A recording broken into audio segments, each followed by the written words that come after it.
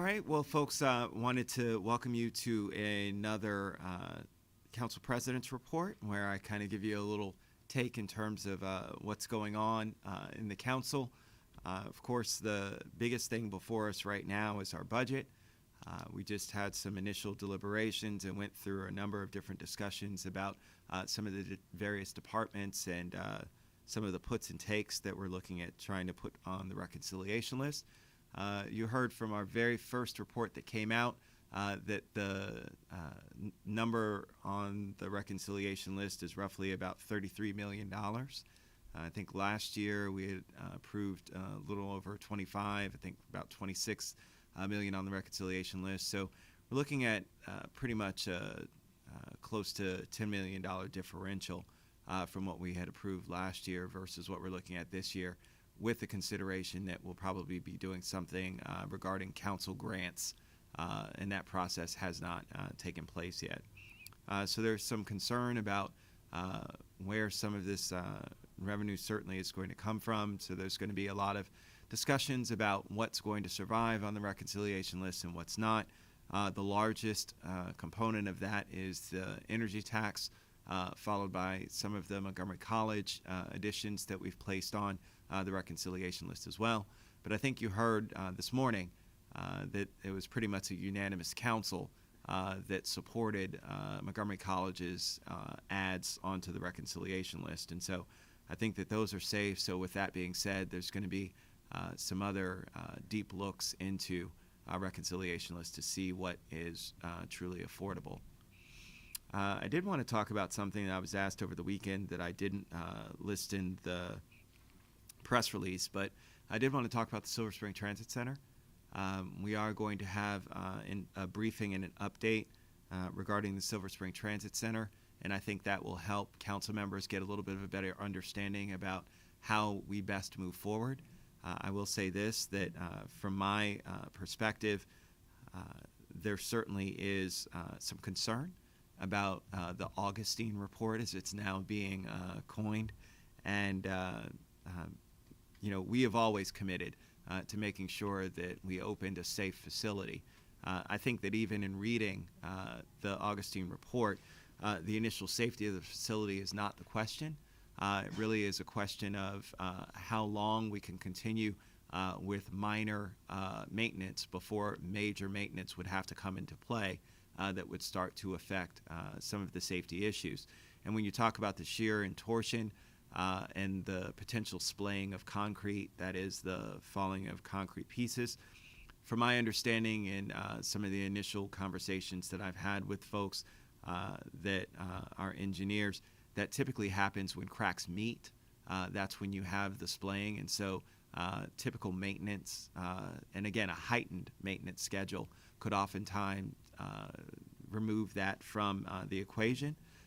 So there needs to be a conversation about what maintenance would look like for this facility that might not be what your standard maintenance might be on a facility in order to ensure its safety.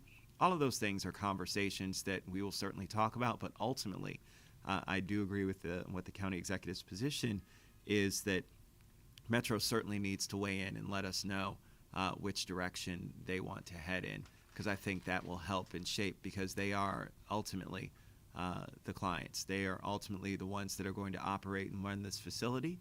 And so from that perspective, we need to understand where their priority is. Is it doing the increased and heightened maintenance, or is it doing this sort of remediation now that might actually affect the longevity of the center? And so all of those things are kind of up in the air at this point.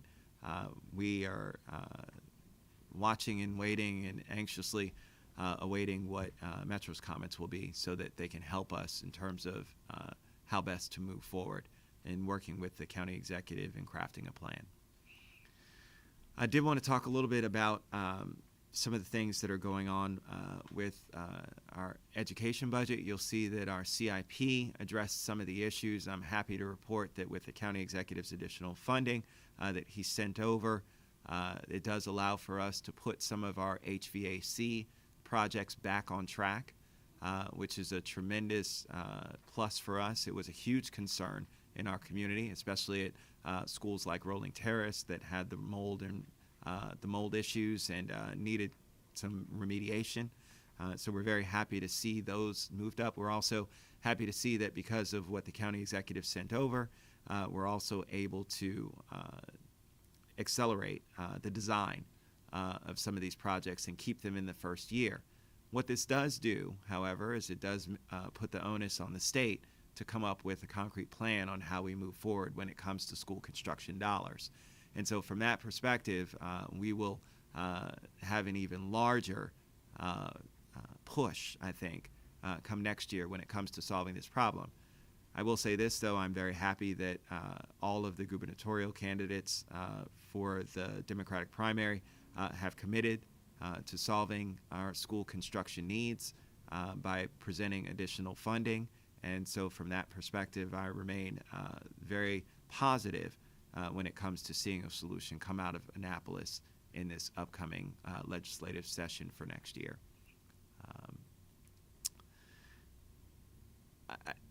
There are some other conversations that are out there about some of the other things that are important in our community, including school resource officers. I did want to address the recent bomb threat that was called in again to Northwest High School. And I want to assure my community that regardless of the number of threats that end up not being real, which is still fortunate for us, the police and our fire and rescue will always remain committed to treating each call appropriately and making sure that the safety of our children is of the top concern for us. It's frustrating being in a situation to where we've had a number of these calls that have come into our county schools, and I've been in contact with our police department that I know is working in conjunction with the FBI. There's not much more I can say beyond that, but we are making sure that we're investigating to make sure that this does not impede on us continuing to have our schools be able to do their day-to-day operations. And like I said, those two things are the utmost importance, making sure that our kids are safe and making sure that we can continue the day-to-day operations of our school system. With that, I guess I'll go ahead and turn it over to you for questions. I did just want to highlight again as we talk about our school bus safety cameras on those stop arms. We do still remain committed. I know there's been some conversation about whether or not we really want to truly raise the fines. From my perspective and from a number of my colleagues, we understand that situations in which these tickets actually go to court, the court receives the money, but we've always said this was not about money raising, this is about safety, and that is of our utmost priority. We anticipated that we would actually lose money when it came to installing these cameras, but gain safety. And I think that that has to be what guides us in terms of our expansion and to ask for the increased penalties.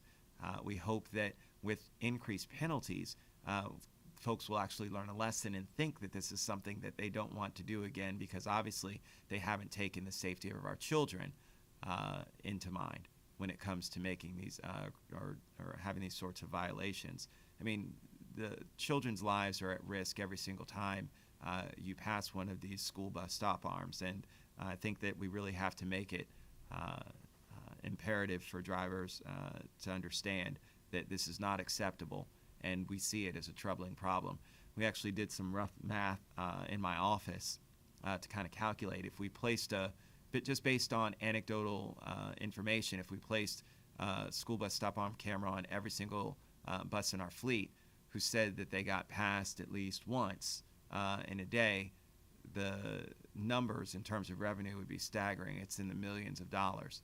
And that's not where we want to go. It's not about the millions of dollars. My major concern is that you have every single one of our school buses, that operators that's saying that they've been passed at least once. That means that there are that many lives that are at risk all of the time. And so that's truly concerning. So with that, turn it over to you guys for some questions. When you talk about the school bus drivers, are they saying on a daily basis? Some of it is that, but keep in mind the survey was done at a point in time as well, so it was multiple days. So because of that, you can't really draw the exact scientific data that would say that it's every day. But it leads us to believe that there's a tremendous problem that's out there. While I can't say that it means that every single school bus is passed every single day by a person, we can pretty much gauge that there's a percentage of that that is. And even if it's a quarter, even if it's a fifth, that's still a lot of buses and a lot of kids that are at risk. On school resource officers, is there a school resource officer at Northwest? There is. There is a school resource officer at Northwest that is working in conjunction with our police department and with other federal agencies on some of the investigations at this point. And last week it was 2 high schools that were on lockdown, Northwest and Northwood. Do I have that right? That's absolutely correct. There was speculation as to whether the caller actually got it wrong when they said Northwood and the intent was Northwest, but those are still all subject of the investigation. Are you aware there was an event today at Northwest High School? Yes. What do you know about it? Same thing, that there was a bomb threat that was called in. Police responded. Beyond that, I really can't get into the details of what the caller said or how this information was garnered. But we are certainly very aware that there's a challenge for us when it comes to repeated calls of bomb threats at a particular high school. And so from that perspective, we've called the appropriate authorities to make sure that we're addressing that problem. What about communication with parents? What are you hearing about that? The communication with parents has been swift and followed protocol. Both emails as well as calls went out to all parents to inform them, just as it was before, that we were evacuating all of the students. I know that it's always concerning and frustrating to parents, and I can only imagine getting multiple calls within a 2-week period about bomb threats in your child's school. We certainly want to make sure that all of our parents understand that the safety of their children is tantamount. And so we will continue to make sure that their children are safe. Going to Northwest High School should not be any different from going to any other high school. And so from that perspective, we are trying to do our best to make sure that their day-to-day operations are not impeded. On the Silver Spring Transit Center, there's been this focus on, well, Metro needs to make a decision. But if I'm Metro, or if I'm a homeowner, and I'm hearing that, well, we may have some chunks of concrete falling on your clients, my argument would be, either way, I'm still being handed something that isn't functioning or may not function, and worse, may hurt somebody. Why isn't the focus on getting it fixed and nothing, that's it, just get the thing fixed? Well, I think that is a part of the focus. Again, safety has always been the first, which is the reason why the transit center is not open. From the beginning, when we said and identified that there were problems with the center, we wanted to make sure that it was secure, that there was no chance of anybody being hurt in this center from design flaws or design being not carried out to its full extent. And so from that perspective, I think that we've always been there. The key is that what the Augustine report has highlighted is something that goes more to not what is an immediate concern regarding some of the splaying or falling of concrete, but something that happens over a period of time. So the question is, and this is why I think that Metro needs to be involved, is that if we do the shear and torsion work, it does affect the life expectancy of the transit center in those particular areas. And so that's one of the things that Metro certainly needs to be involved in. These are all things that we saw in the KCE report. And so I think from that perspective, what we've got to do is analyze whether or not a strict and heightened maintenance schedule can still address some of the concerns that we talked about regarding safety.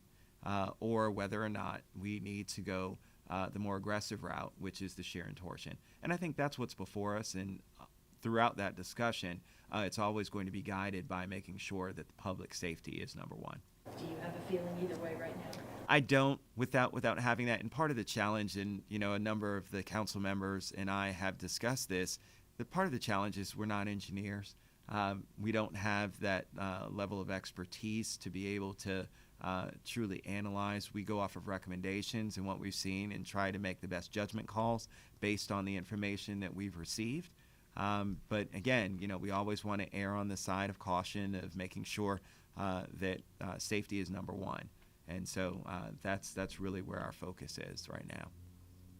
And lastly, if I can, I spoke to former county executive Doug Duncan, who is, of course, running for office, and says not only is Ike to blame on this one, but the county council. He says, look, the KCE report a year ago told you what you needed to know.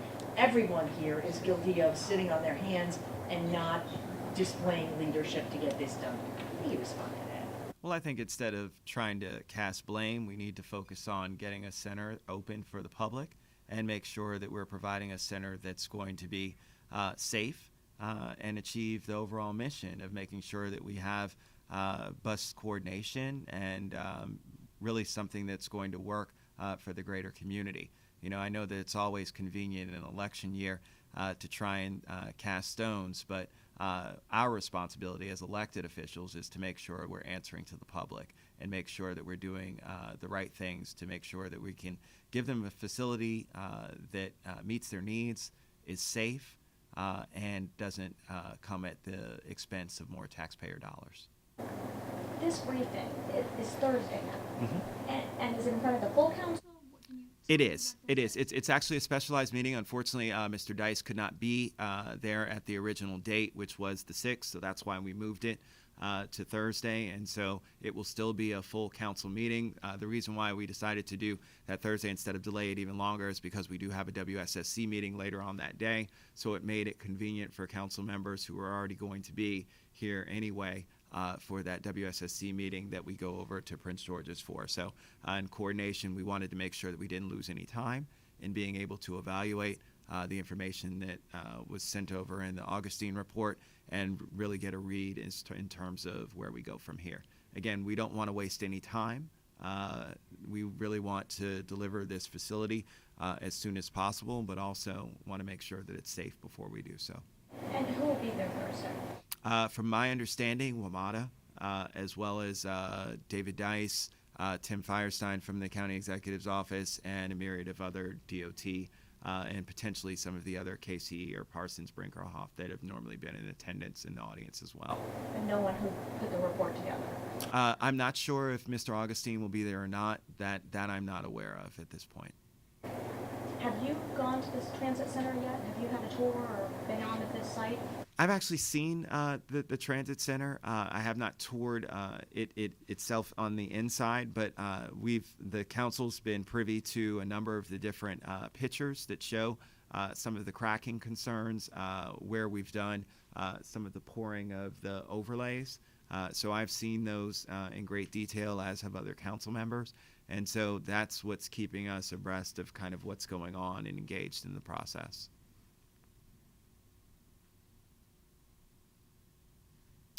Any other questions?